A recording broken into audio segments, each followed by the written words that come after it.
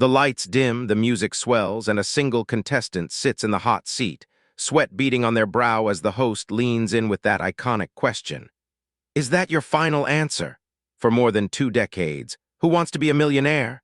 Has been a global television phenomenon, a show that promises ordinary people the chance to become instant millionaires with nothing but their wits, nerves, and a little luck. The format is simple, the stakes are enormous, and the tension is palpable. But beneath the glitz, the confetti, and the oversized checks, there's a question that's rarely asked on camera. How much do millionaire winners actually take home? Is the dream of walking away with $1 million as straightforward as it seems? Or is there a fine print that turns the fantasy into something far more complicated? Let's start at the beginning. Who Wants to Be a Millionaire? First aired in the United Kingdom in 1998, hosted by Chris Tarrant, and quickly became a cultural juggernaut.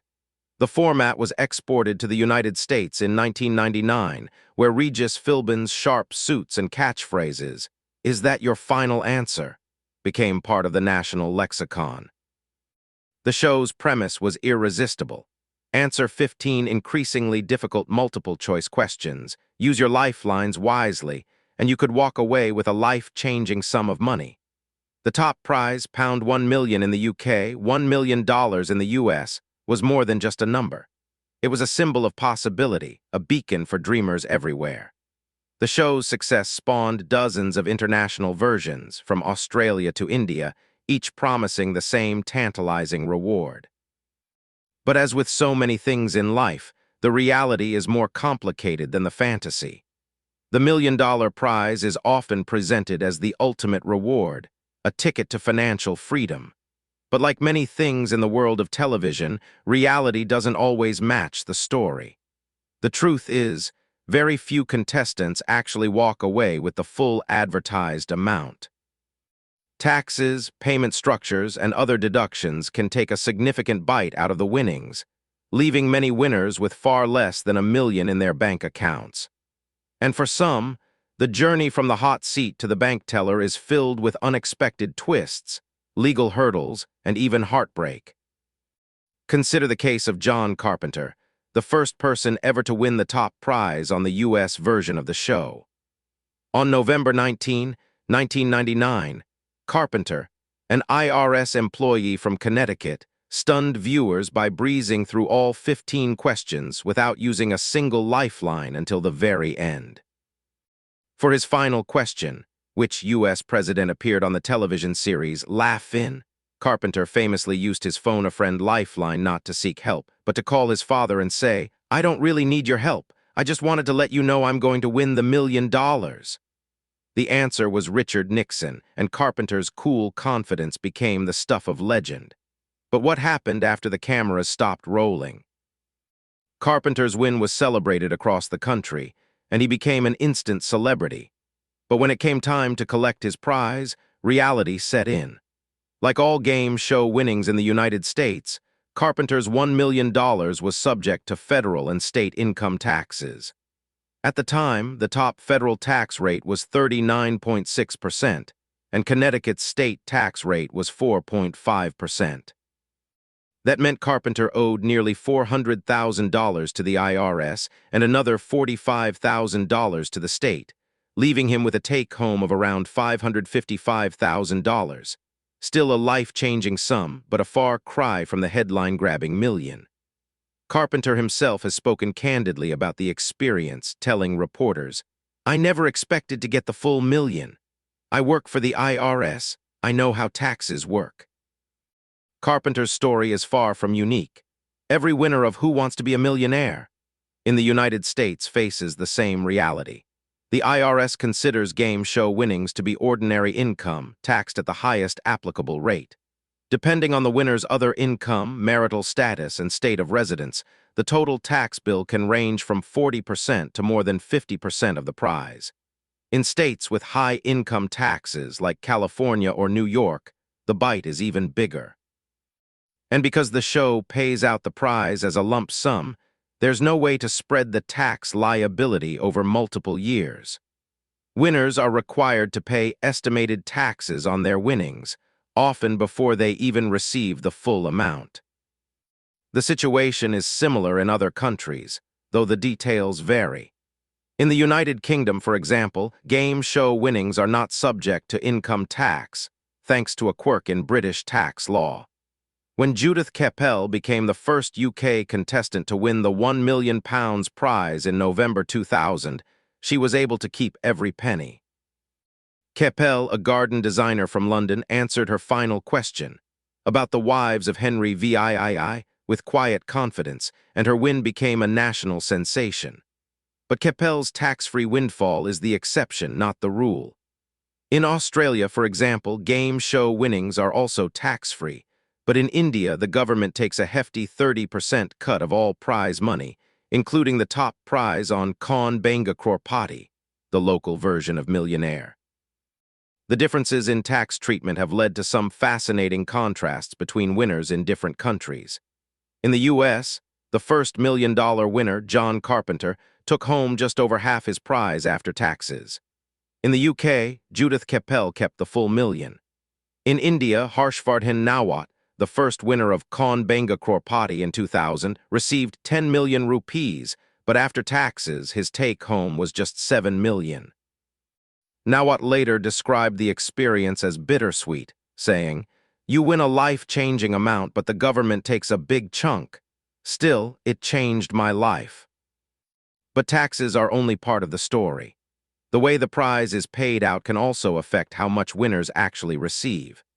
In the early years of the U.S. version, the $1 million prize was paid as a lump sum, but some game shows, including America's Got Talent and certain state lotteries, offer winners a choice between a lump sum and an annuity paid over several decades. The annuity option can reduce the tax burden in some cases, but most winners opt for the lump sum, preferring to have the money up front, even if it means a bigger tax bill. The show's producers are required by law to withhold a portion of the winnings for federal taxes, but winners are responsible for paying any additional taxes owed when they file their returns. For some winners, the financial windfall brings unexpected challenges. David Goodman, who won $1 million on the syndicated U.S. version in 2000, later told reporters that he was unprepared for the sudden attention and the sudden influx of money. "You think it's going to solve all your problems, but it creates new ones," Goodman said. "Everyone wants a piece of you. You have to be careful who you trust." Goodman's experience is echoed by other winners, who describe being inundated with requests for loans, investments, and charitable donations. Some winners have even been targeted by scammers and con artists, hoping to cash in on their newfound fame. The psychological impact of winning a huge sum of money can be profound. Some winners report feeling isolated or overwhelmed, struggling to adjust to their new financial reality. Others find that the money brings as many headaches as it does opportunities. In a 2015 interview, Kevin Olmsted, who won $2.18 million on the U.S. version in 2001, thanks to a special jackpot round, described the experience as surreal. Olmsted, an environmental engineer from Michigan, used his winnings to pay off his mortgage and invest for the future, but he also faced a tax bill of nearly $900,000. "You have to be smart about it," Olmsted said. "It's easy to get carried away." The show's producers are well aware of the challenges winners face.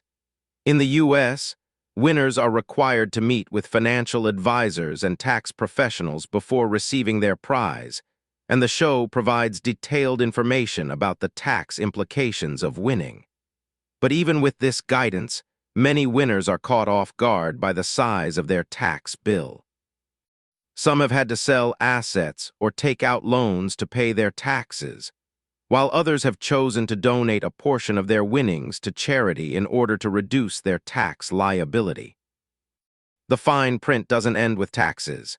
In some cases, winners have faced legal challenges or disputes over their eligibility. In 2001, Charles Ingram, a British Army major, became infamous for his controversial win on the UK version of the show. Ingram answered the £1 million question correctly, but was later accused of cheating. after producers alleged that he had received covert signals from his wife and another contestant in the audience. The so-called coughing major scandal became a media sensation, and Ingram was ultimately stripped of his prize and convicted of fraud. The case highlighted the intense scrutiny that comes with winning a life-changing sum of money on national television.